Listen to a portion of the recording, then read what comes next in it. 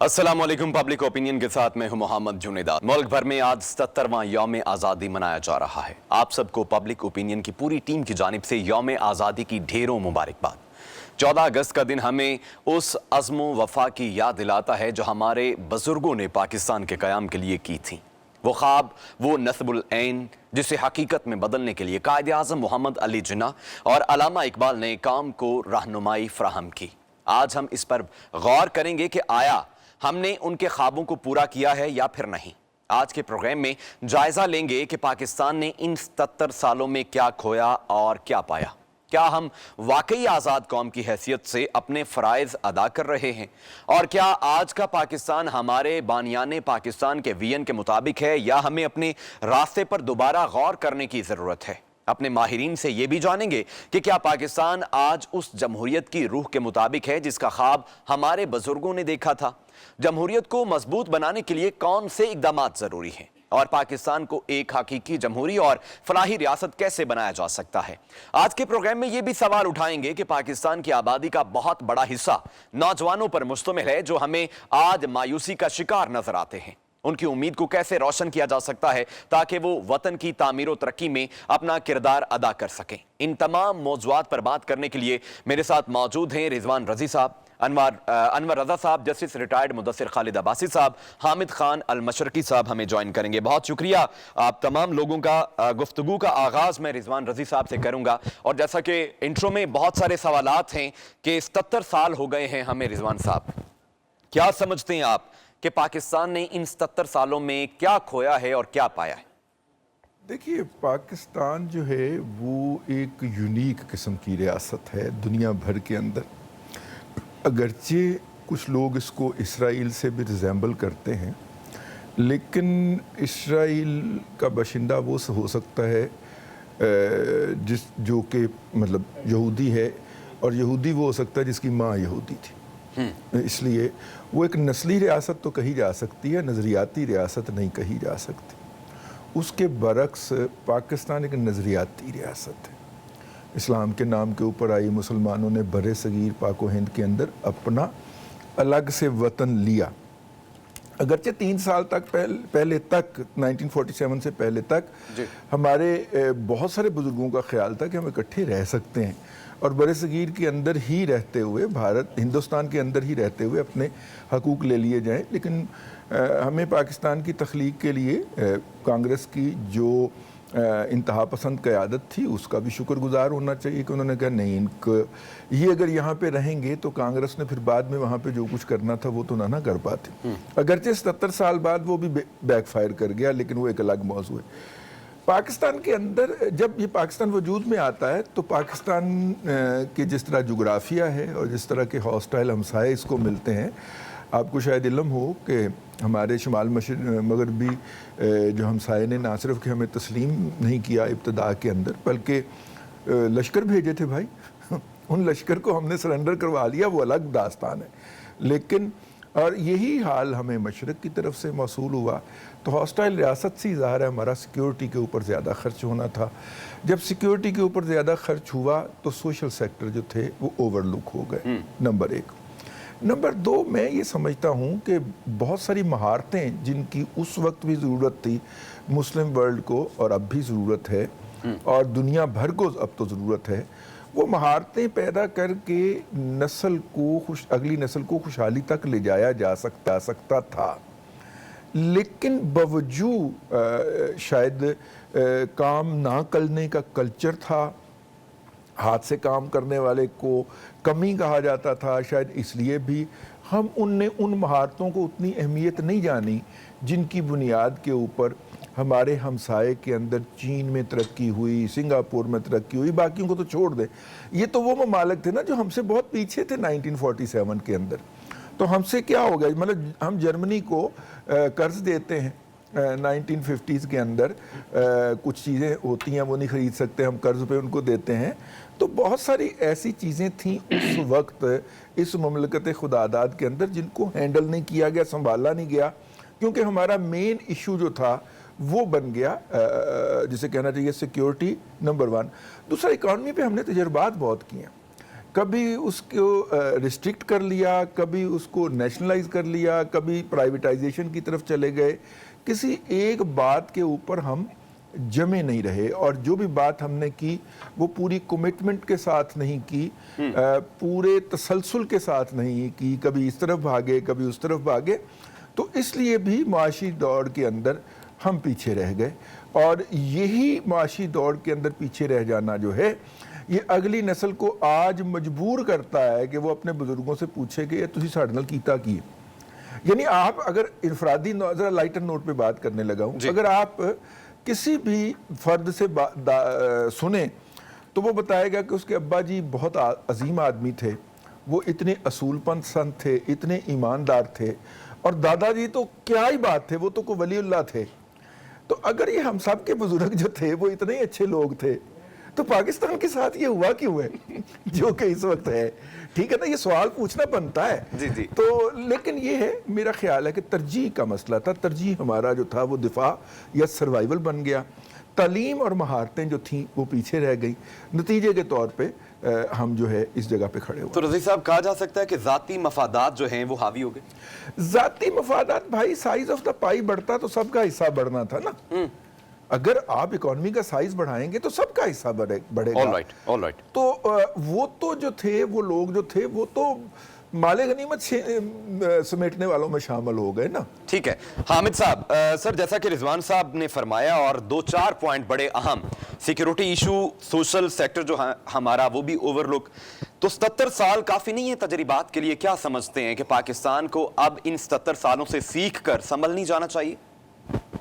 دیکھیے جنید, بات یہ ہے کہ اس سے کوئی انکار نہیں کہ پاکستان کے مارج وجود میں آتے ہی 48 سے ہمیں جنگ کا سامنا کرنا پڑتا ہے کشمیر کے معاملے کے اوپر. اس کے بعد پھر مسلسل پاکستان کا جو دشمن ہے وہ کبھی 6 مہینے میں پاکستان کے ختم ہونے کی پیشگوئی کرتا ہے. نہرو کا آپ کو یاد ہوگا. اور اسی طرح پاکستان کے لیے مجبوری بن گیا تھا خود کو دفاعی طور پر, دفاعی لحاظ سے ناقابل تسخیر بنانا. اور پاکستان کا سیکیورٹی سٹیٹ بننا جو ہے وہی وہ بنیادی وجہ بنی جس کے نتیجے میں 2 چیزیں ہوئی. ایک چیز یہ ہوئی کہ پولیٹیکل کلاس اس انداز میں مضبوط نہیں ہو پائی جس انداز میں باقی جمہوریتوں میں ہوتی ہے. اور دوسرا اس کا نتیجہ یہ نکلا کہ چونکہ پاکستان کے وسائل تو پہلے ہی غیر منصفانہ انداز میں تقسیم ہوئے, جس کے اوپر آپ کو یاد ہے تاریخی طور پر گاندھی جی نے بھوک ہڑتال کی کہ جی پاکستان کو اس کا حصہ بھی نہیں دیا جا رہا, اور جو کچھ ہوا تو وسائل بھی نہیں تھے اور مسائل کا انبار تھا. اس کے بعد بدقسمتی یہ ہوتی ہے کہ پاکستان میں وقت گزرنے کے ساتھ ساتھ جو قوموں کو ڈسپلن کرنے کے لیے جس لیڈرشپ کی ضرورت ہوتی ہے اس کا فقدان ہو گیا. قائد اعظم محمد علی جناح نے تو خود فرما دیا کہ میری دائیں اور بائیں جیب میں کھوٹے سکے ہیں. پھر کھوٹے سکوں نے کتنا چلنا تھا. اس کے بعد اگر ہم آگے آتے ہیں تو ہمیں 65 کی جنگ ملتی ہے. پاکستان کے اندر ایک پوری قوم کٹھی ہو کے دشمن کو بدترین شکست دیتی ہے. لیکن 71 میں جب ملک ٹوٹ جاتا ہے تو پوری قوم ایک مایوسی کے اندھیروں میں چلی جاتی ہے. اس 71 کے اندھیروں سے نکلتے ہوئے ہماری جہاں معاشی طور پر بڑی کمزوریاں سامنے آئی, وہاں معاشرتی اقدار بکھرنی شروع ہو گئی. جیسے رضوان رضی صاحب نے بھی کہا, بات یہ ہے کہ ہمارے بچپن میں یہ ہوتا تھا کہ محلے میں اگر کوئی ایک پولیس افسر یا کسٹم آفیسر رشوت لیتا تھا تو محلے کے اس کا خاموشی سے سوشل بائیکاٹ کیا جاتا تھا کہ یار اس کے گھر سے کوئی ختم کی چیز نہیں کھانی, اس کے بچوں کے ساتھ نہیں کھیلنا, اس کے گھر جو ہے وہ پیسے جو ہیں وہ حرام کے آتے ہیں یا آمدن جو ہے وہ ذرائع سے زیادہ ہے. ٹھیک ہے. آج کیا ہوا بدقسمتی سے, وہ سلسلہ چلتے چلتے پولیٹیکل کلاس کی غلطیوں سے, جس کو میں کہتا ہوں ہمارے سیاستدانوں نے بڑا ظلم کیا کہ رشوت اور کرپشن اور باقی چیزوں کو جس انداز میں ایکسیپٹنس دلا دی. کیونکہ جب آپ اوپر سے غلطی کریں گے تو پھر سرکاری افسر بھی اپنے آپ کو جسٹیفائی کرے گا, سیاستدان بھی جسٹیفائی کرے گا, کاروباری بھی جسٹیفائی کرے گا. آج یہ صورتحال ہو گئی ہے کہ معاشرے کے اندر یہ نہیں دیکھا جاتا کہ اس کے ذرائع آمدن کیا ہیں, یہ دیکھا جاتا ہے کہ کون زیادہ رچ ہے, کون امیر ہے, کس سے مجھے کام پڑ سکتا ہے, کون میرے کام آ سکتا ہے, کون میرے لیے کل کو فائدے مند ہوگا. میرا تو الیکشن بھی اسی بنیاد پہ میں ووٹ دیتا ہوں کہ اس سے میں تھانہ کچہری کے کام کرا لوں گا.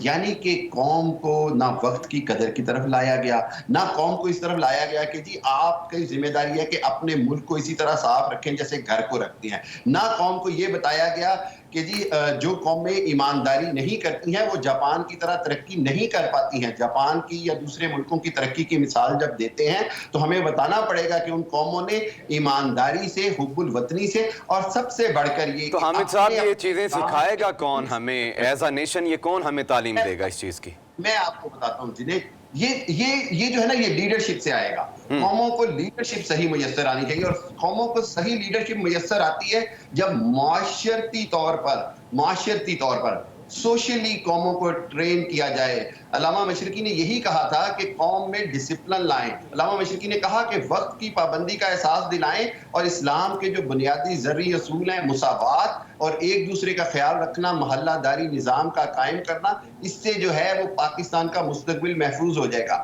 آج بھی پاکستان وہیں کھڑا ہے. آج ہمیں گراس روٹ لیول سے معاشرتی محلہ داری نظام اور اس کے بعد قوم کے اندر جو لیڈرشپ ہے وہ نیچے سے آنا اوپر بڑی ضروری ہے.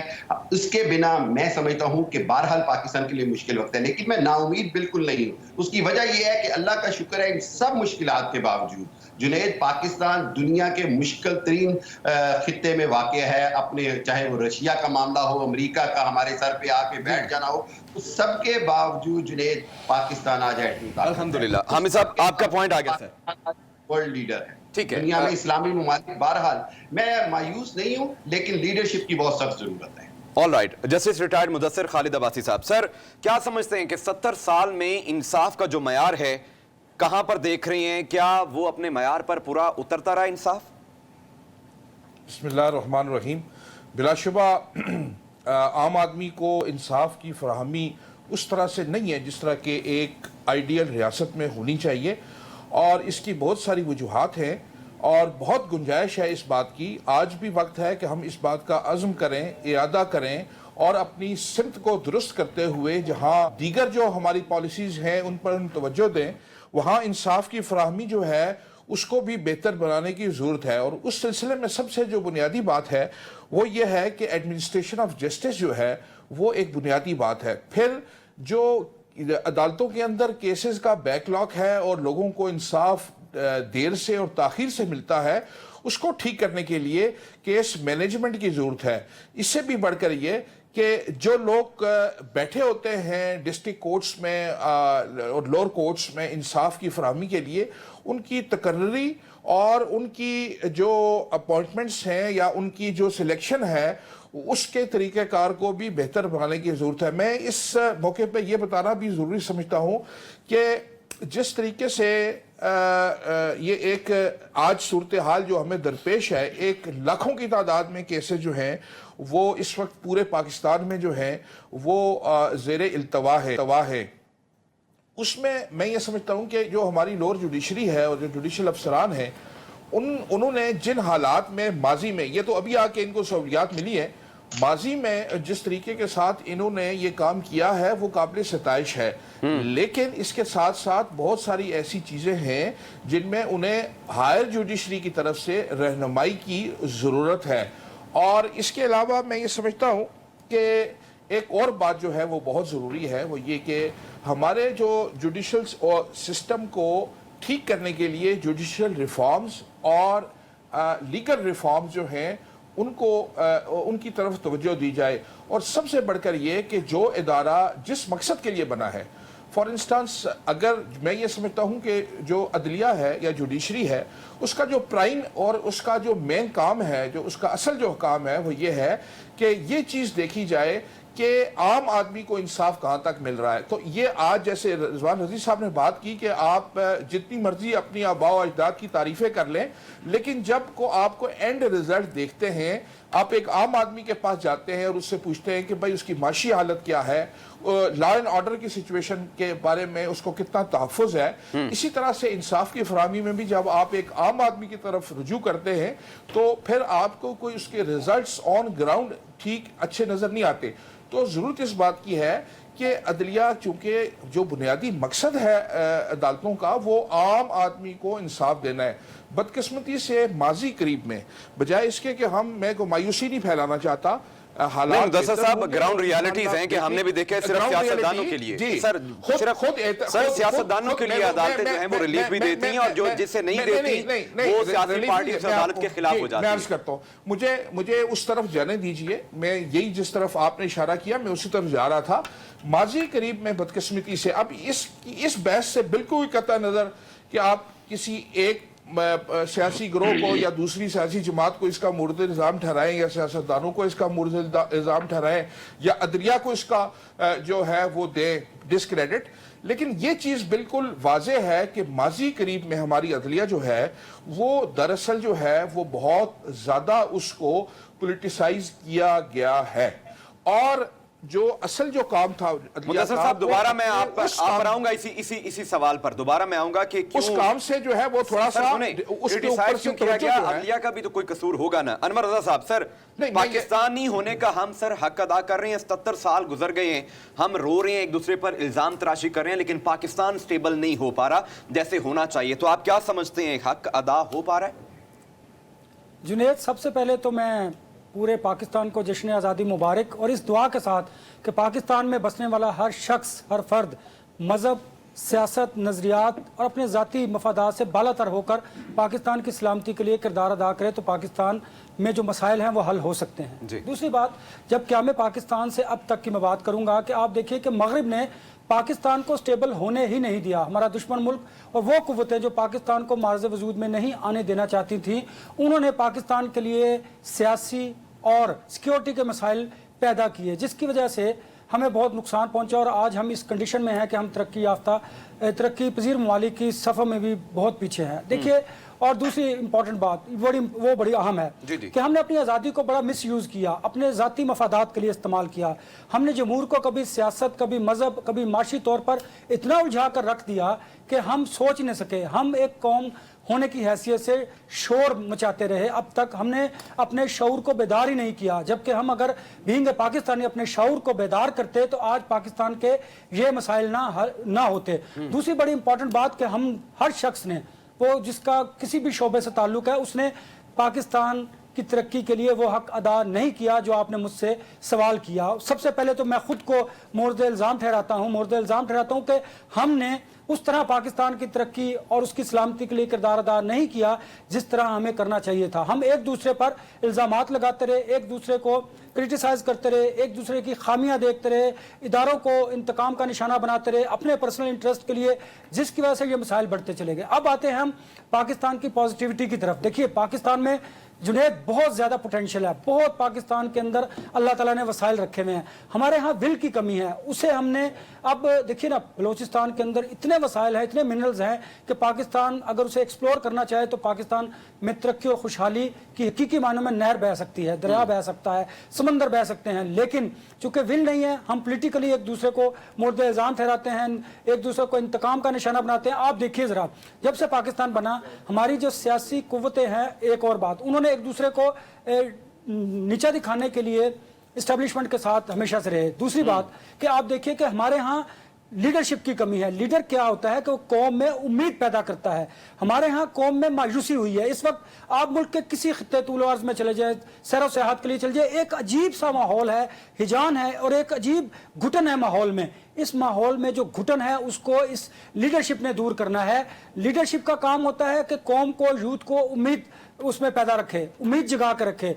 अनफॉर्चुनेटली हमारे यहाँ ना उम्मीदी हो चुकी है, लेकिन इसका मतलब यह नहीं कि पाकिस्तान आगे नहीं बढ़ सकता। जुनेद, इसके यहाँ पर पैनलिस्ट जो बैठे हैं वो सबसे पहले हम ये अहद करें कि हमने आज से पाकिस्तान की तरक्की के लिए किरदार अदा करना है। माजी में हमसे जो गलतियां हुई हैं हमने उनको दूर करना है, क्योंकि हम सारा इल्ज़ाम सियासतदानों पर, इस्टेब्लिशमेंट पर और ब्यूरोक्रेसी पर लगा देते हैं। हमने ये नहीं सोचा कि हमारी वजह से पाकिस्तान को क्या नुकसान हुआ है। आप देखिए कि जिस शख्स का पाकिस्तान में जो इख्तियार है वो उसका इख्तियारात का नाजायज़ इस्तेमाल करता है, वो मैं हूं या आप हों, उसकी वजह से पाकिस्तान के इदारे, पाकिस्तान का निज़ाम जो है वो मफलूज होता चाह रहा है। आम आदमी को भी अगर आप देख लें तो वो भी उसके बस में जो होगा वो भी ये करेगा। लिहाजा आज ये अहद करना है हमने कि हमें पाकिस्तान की तरक्की और सलामती के लिए अपना अपना किरदार अदा करना है, हम जिस शोबे से भी। और अनवर साहब, ये वक्त का बड़ा अहम तकाजा है कि हम ये अहद कर लें।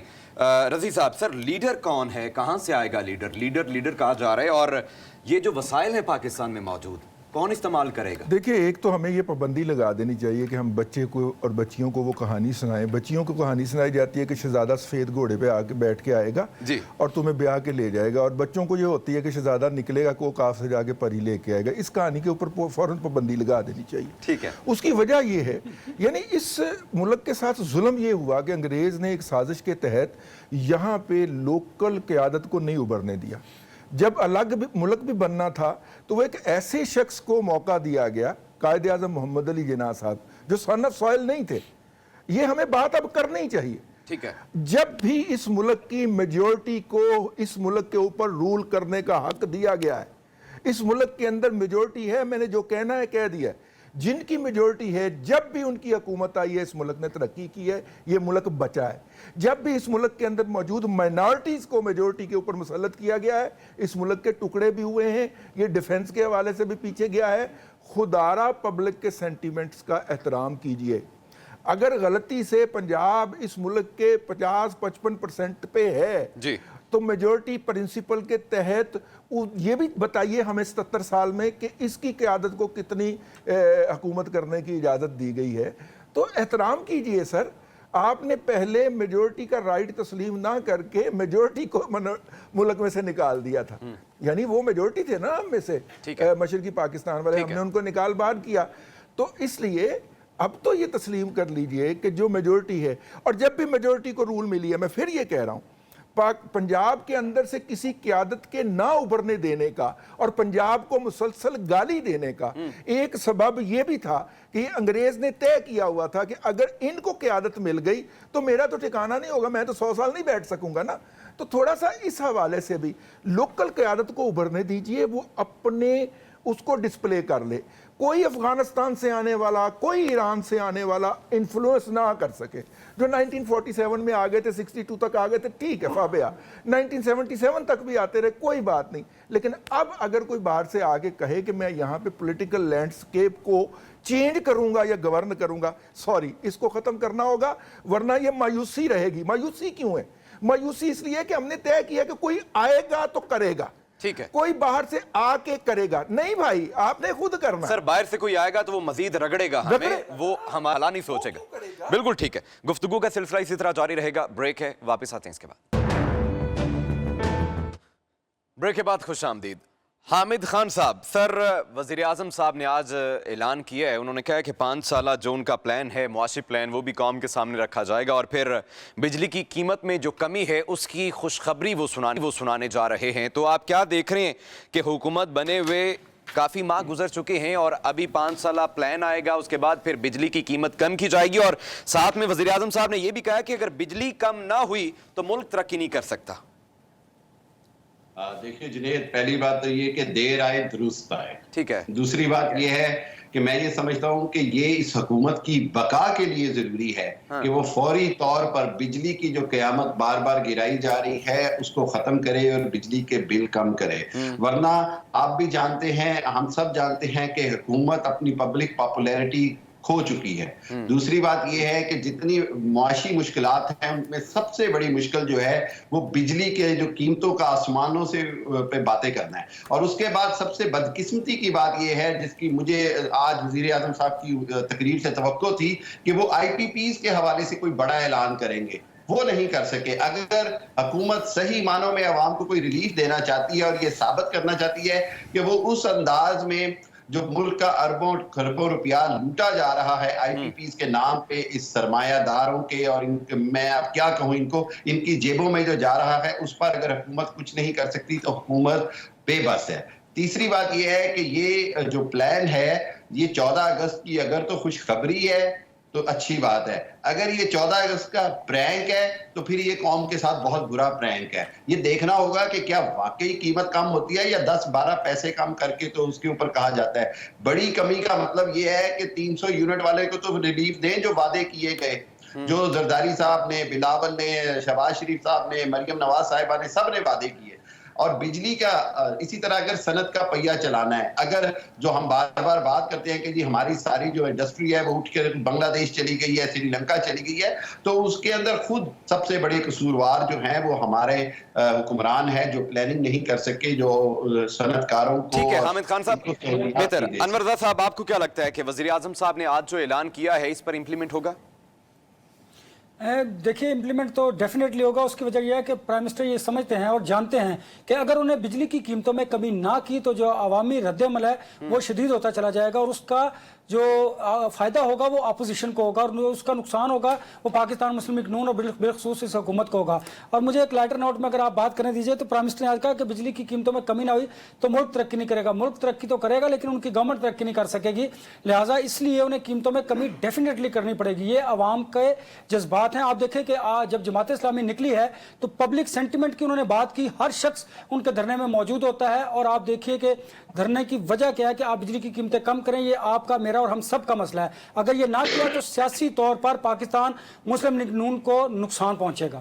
صحیح ہے. مدثر خالد صاحب, سر عدلیہ کو کرٹیسائز کرتے ہیں, عدلیہ کو کرٹیسائز کرنا مطلب کہ جو فیصلے دیے جاتے ہیں اس پر میں بھی تنقید کر سکتا ہوں, ہر پاکستانی کر سکتا ہے, تو سر کیا عدلیہ کا قصور نہیں ہے اس میں؟ دیکھیے جی, عدلیہ کے فیصلوں پر تنقید کرنا جو ہے یہ کسی طور پر بھی یہ اس کو آپ غلط نہیں کہہ سکتے.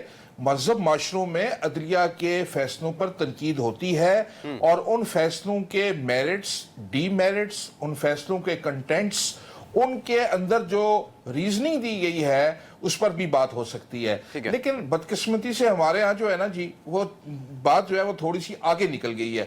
ہمارے ہاں جو ہے وہ کسی طور پر بھی کسی مہذب ملک میں عدالتی فیصلوں کو یا عدلیہ کو جو ہے وہ سیاسی رنگ دینا اور انہیں متنازع سیاسی طور پر بنانا جو ہے وہ درست نہیں ہے. اب میں اس کی ایک مثال آپ کو دیتا ہوں. دیکھیے, سیاستدانوں کے اندر جب کوئی معاملہ, کوئی تنازع پیدا ہوتا ہے, اور وہ ہوتا ہے اس وقت ہے جب کہ سیاسی نظام کمزور ہوتا ہے, سیاسی جماعتیں جو ہیں وہ اس قابل نہیں ہوتی کہ وہ کسی ایسے پولیٹیکل سسٹم کو ایوالو کر سکیں جس سے سیاستدان ریاست کے امور جو ہیں ان کو بیٹھ کر آپس میں طے کر لیں. جب وہ اس میں ناکام ہو جاتے ہیں تو وہ رش کرتے ہیں, بھاگتے ہیں ٹورڈز عدلیہ, اور وہ سارے کے ساری چیزیں جو ہوتی ہیں وہ سیاسی ہوتی ہے. اب عدالت جو ہے وہ اس نے فیصلہ تو کرنا ہے, لیکن میں ذاتی طور پر ویسے میں سمجھتا ہوں, میری اس بات سے اختلاف بھی ہو سکتا ہے کہ دراصل عدلیہ کو سیاسی معاملات میں کم سے کم اپنے آپ کو انوالو کرنا اس لیے چاہیے, اس لیے نہیں کرنا چاہیے کیونکہ عدلیہ جو ہوتی ہے وہ ہمارے اس کلچر میں, دیکھیے یہ ویری کرتا ہے ہر ملک کے کلچرل بیک گراؤنڈ سے. ہمارے ہاں جو ہے وہ جب فیصلہ وہی سیاستدان بھاگ کے جاتے ہیں عدالتوں میں, اور جب وہ فیصلہ کسی ایک سیاسی جماعت کے خلاف آ جاتا ہے, یہ پھر دوسری سیاسی جماعت جو ہے یہ سر صرف معاشروں پہ ویری نہیں کر رہا, time to time, person to person sir vary کر رہا ہے. میں عرض کر رہا ہوں اس کا نقصان جو ہوتا ہے نا جی وہ نظام کو ہوتا ہے, اور نظام صرف عدالتی نظام نہیں ہوتا. عدالتی نظام اگر کمزور ہوگا اور اسے اگر آپ متنازع بنا, آج کی تاریخ میں آپ مجھے بتائیے پوری ایمانداری کے ساتھ کہ کتنا زیادہ جو ہے وہ ہماری عدلیہ کو متنازع بنا دیا گیا ہے. اور اس کا دیکھیں نا, اگین میں کہوں گا کہ ارسپیکٹو آف دی فیکٹ کہ اس کا قصوروار کون ہے, کیا سیاستدان جو ہیں وہ اس چیز کی اہلیت نہیں رکھتے کہ اپنے مسائل کو پارلیمنٹ کے اندر بیٹھ کر, جو وہ تو ایک دوسرے کی شکل دیکھنا پسند نہیں کرتے. ان کی بات تو شروع ہوتی ہے ایک پارٹی کی مخالفت سے اور ختم بھی جو ہے اسی پارٹی کی مخالفت پہ ہوتی ہے. یہ دونوں گروہوں کا یہ حال ہے. سر میں تو یہ کہتا ہوں یہ صرف عوام کو دکھانے کے لیے سر, وہ ایک دوسرے کی شکل دیکھنے کے عوام کو دکھانے کے لیے بھی نہیں ہے, مفادات کو تحفظ ہے, عوام کو دکھانا نہیں ہے. جس سیاسی گروہ یا جتھے کے مفادات پہ زد پڑتی ہے تو وہ جناب وہ ان کی جو سینٹرل نیوکلیس ہے نا جی, جو ان کا جہاں سے وہ لیتے ہیں اپنی ڈائریکشن, وہ صحیح ہے. مدثر صاحب وقت کی شارٹیج ہے سر, آپ کا پوائنٹ آ گیا سر. مفاد جو ہے رضی صاحب, سر آرمی چیف صاحب کا بڑا واضح پیغام ہے, دشمنوں کو واضح کر دوں روایتی یا غیر روایتی جنگ ہو, ہمارا جواب تیز اور دردناک ہوگا. اندرونی اور بیرونی دشمنوں کو ایک بار پھر واضح کر دیا گیا. واضح کرنے کی ضرورت نہیں ہے, وہ استاد کہا کرتے تھے مثالیں دے کر واضح کریں. تو ہم نے مثال پہلے دے دی تھی 26 کو, جب انہوں نے کہا تھا کہ ہم نے جناب سرجیکل سٹرائک کی ہے بالا کوٹ کے اندر, تو پھر ہم نے بتایا تھا کہ سرجیکل سٹرائک کیا ہوتی ہے, ابھینندن کو چائے بھی پلائی تھی, اور اگلے 48 گھنٹے بلکہ 36 گھنٹے کے اندر معاملہ جو تھا वो निपटा दिया था। ठीक है। तो ठीक है, तो इसलिए जो उन्होंने कहा वाज़ेह कि मिसालों के साथ। वाज़ेह मिसालों के साथ हमने मिसालों के साथ वाज़ेह किया था। तो एक तो ये बात हो जाए कि हम कोई ऐसे बात नहीं कर रहे। अब उसके बाद देखिए ईरान के साथ हुआ है, तो हमने वो भी 24 घंटे के अंदर उधार वापस कर दिया था। अफ़गानिस्तान के साथ भी हम ज़्यादा देर उधार नहीं रखते, तो इस हवाले से हमारा खाता बहुत अच्छा है। मालियात के मामले में ज़रा उधार सॉरी सर, आपकी बात आगे काट चला रहा हूं। जाता है। अफगानिस्तान को हम थोड़ा सा दे रहे हैं रिलीफ के, शायद ट्रैक पे आ जाए। नहीं, अफगानिस्तान को पूरा जवाब दिया जाता है, ना वो इस पे शोर मचाते हैं, ना फिर हम उसके ऊपर कोई बात करते हैं। ठीक है। वो अखबारात में या मीडिया पे नहीं आता, लेकिन उनको हिसाब चुकता कर दिया जाता है, विद इन 24 आवर्स ऐसा हो जाता है। तो मेरा ख्याल है ये इन मिसालों के पेश नज़र उन्होंने ये फरमाया है कि हमारा जो जवाब होगा वो फौरी और दर्दनाक भी होगा। रवायती और गैर रवायती का फ़िक्रा जो है वो बहुत मानी खेज़ है, ख़ास तौर पे उस वक्त जब कि हमारे यहाँ डिजिटल दहशतगर्दी की बात हो रही है, ख़ास तौर पे उस वक्त जब कि बयानिया साजी के ज़रिए पाकिस्तान के एक बहुत बड़े अजहान को मुतासर किया जा रहा है, पोल्यूट किया जा रहा है, मुल्क के मुस्तकबिल से मायूस किया जा रहा है। आज एक साहब ने बहुत बड़ी कहानी बांधी कि जनाब पाकिस्तान से जनाब 10 लाख लोग चले गए। मैंने कहा काम है, हम 25 करोड़ की आबादी हैं यार, और 60% यूथ हैं। यहाँ से तो 50 लाख लोग जाने चाहिए, लेकिन महारतों के साथ जाने चाहिए जी। स्मगल होके लांचों में बैठ के और ईरान के रास्ते नहीं जाने चाहिए। हमें उन्हें महारतें देनी चाहिए, तालीम देनी चाहिए। आखिरी बात, 1993 में मैं ऑस्ट्रेलिया गया, वहाँ का जो एटॉमिक एनर्जी कमीशन था उसके सरबराह एक पाकिस्तानी थे जो गवर्नमेंट कॉलेज लाहौर से फिजिक्स के अंदर एमफिल करके मास्टर करके एमएससी करके गए हुए थे। ठीक है। आज मैं सोचता हूं कि पाकिस्तान से कोई बच्चा अगर न्यूक्लियर साइंस के अंदर पीएचडी करके भी बाहर चला जाए तो क्या वो किसी मुल्क में इस ओहदे पे पहुंच सकता है? ये आप और पूछिए, एक दूसरे से पूछिएगा कि क्या हमारे तालीम का वो मयार रह गया है कि उस वक्त हमारा बच्चा अर्ली 60s के अंदर गया और अगले 15 साल के अंदर वो वहाँ के एटॉमिक एनर्जी कमीशन का सरबराह बन चुका हुआ था। कि आज हमारे बच्चे इस पोजीशन में हैं कि यहाँ से वो बीएस करके, एमएस करके और पीएचडी करके बाहर जाएं और इतने अहम और हसास ओहदों के ऊपर मुतमक्किन हो जाएं। बस यही फ़र्क पड़ा है पहले से। और रज़ी साहब, आपके इसी सवाल को छोड़ के जाते हैं कल के लिए कि क्या आया अब ऐसा मुमकिन हो सकता है? ये हमें नेशन सोचना पड़ेगा। पब्लिक ओपिनियन का वक्त खत्म हुआ चाहता है। कल दोबारा आपसे मुलाकात करेंगे, इजाज़त दीजिए, अल्लाह हाफिज़।